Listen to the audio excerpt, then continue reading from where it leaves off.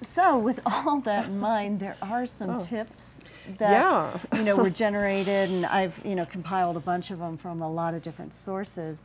But one of the things is go old school with your phones. I had cordless phones throughout my house. Now I have landline phones. Well, right. I think we can't do anything about the fact that this is all around us. It's there, and it's probably going to stay there. No one's going to give up their cell phone. No. No one's going to give up their laptop. So we've just got to think of ways to use the technology smarter, and then use other technologies to help minimize some of the damage and risk too. Also, no cell phones for kids or pregnant women except for emergencies.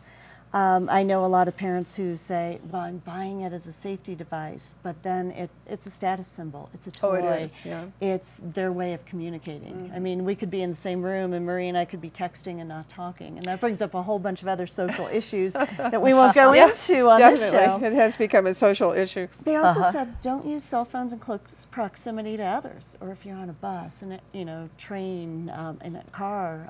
But I was carrying my kids around and talking on a cell phone or cordless phone at the same time. Oh, I want to say something, just interject something right here, is that in Japan, the electromagnetic frequency pollution within the buses and the subway system and all that got like 7 times over the safe level.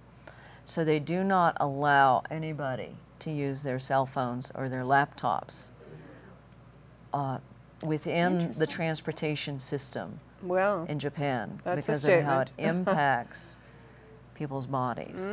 Yeah.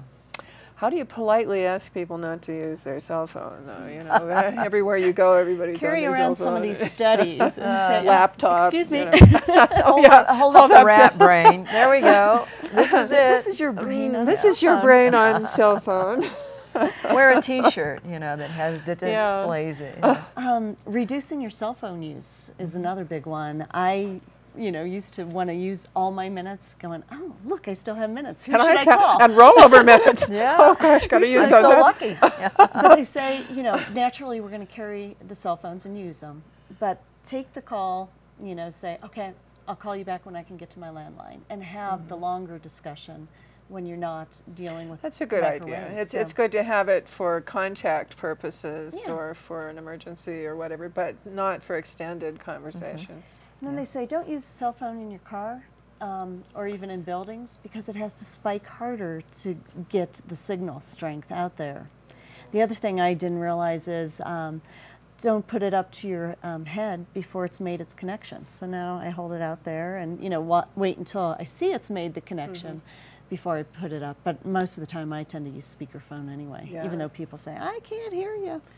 Well, there are a lot of devices now that allow you to use a speakerphone. And by the way, what about the, what are those things? Bluetooth. Bluetooth. Yes. I actually bought one of those, and I've never used it because it made me a little nervous thinking about putting that thing right on my head. Well, it's less radiation, but it's constant radiation, which is the problem with that. They say, the only headset that's truly safe is more of an air tube headset, kind of similar technology to a stethoscope where the sound travels through that.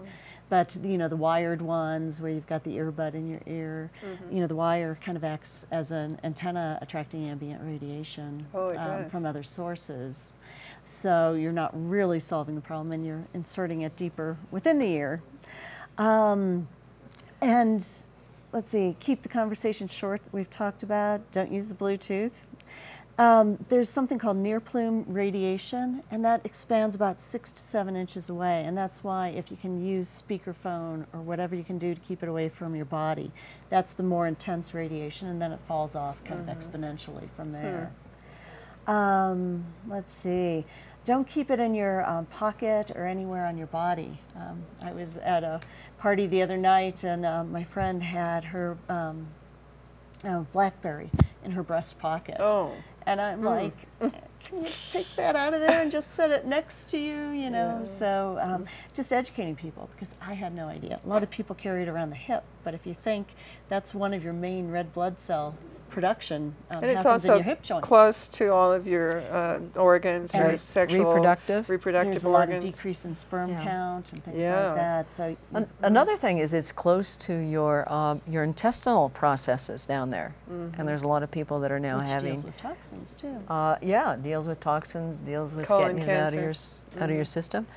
And just one more thing that I wanted to say about using a cell phone when you're in a car is that as you're in the car, one of the things that you can do is crack the window, and it actually won't be as It toxic. lets some of that it lets some out. Yeah, Really? it's amazing. It's like it's bouncing around in there, and if there's a cracked window, it actually makes it less of an electromagnetic field in your car. And another thing is, let's say you're driving from here to here, you get your cell phone coverage here, and it's off of an antenna over here, and then as you start driving, you'll connect to another antenna right here. The moment that it connects, it spikes. When there's that connection going on, it will, dropping from one to the other, it will spike, and then it will go on to the next one and hold that. This tower will then keep you in contact. And then when you get here, you might also go to another tower. So you're moving from one tower zone to another tower zone to another tower zone. And each time you move to a new tower zone, it spikes it.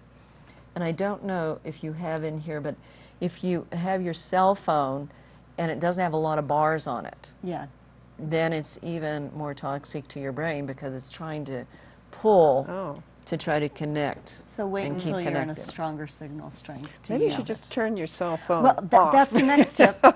Turn your cell phone off, except when you're expecting a call. I don't know why it is our society thinks we have to be connected 24/7. Right, we leave our cell phones on 24 hours a time. day. I leave my computer on 24 hours a day. Wi-Fi. Yeah. And another tip, keep the cell phone, cordless phone, you know, the alarm clock, all that stuff out of the bedroom, ideally, you know, or at least far enough away. Do not allow your kids to have their cell phones in their room, especially sleeping at night and stuff like that, because it does interfere with sleep patterns. Texting is safer than calling, but keep in mind, now instead of, you know, at least having a skull to penetrate, it's got all soft tissues here, and they're sitting there for hours a day. And breasts. And there's not, we don't have the studies or long-term data on any of this to definitively say it is safe. So, and the stuff we're seeing is, it's showing that it's not. Don't play games on your cell phone. My kids used to always grab my cell phone and sit there in the car and play games, and not anymore. And then there's pick a device with the lowest possible SAR value, that specific absorption rate.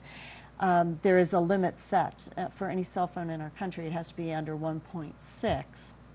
And you can go, and from my website, that livinghealthiernow.com, I have a lot of research links, as well as a link that you can go and find the safest, top 10 worst cell phones, as well as find out what the value is of your particular model. Are there some devices available that you can measure your cell phone with, or measure the amount of EMF pollution in your home with? There are devices, and there are devices for the cell phones, but it's pretty expensive, so people normally don't want to go out and buy them. Well, if the alternative is brain cancer or something like that, you might want to look into that. Look into it, exactly. But naturally, if you can buy a device that has a lower value, it's a better thing, you know, so when you're shopping and replacing. Certainly just being aware. Yeah. But I'm sure there are people that come out to and will measure your house. You don't have to buy the technology yourself. Yeah, and I don't know if there would be any around Aspen. I know there are some in Boulder. As a matter of fact, in Boulder the there woman are, in yes, France Boulder. told me to call some people in Boulder. A man named Ed Leeper, Monitor Industries, and you know, so they will come out and do an evaluation for you. And, yes, they will. And then there are things that you can do, devices that you can use to minimize. Yes. Very And true. we'll get into that a little bit. Good.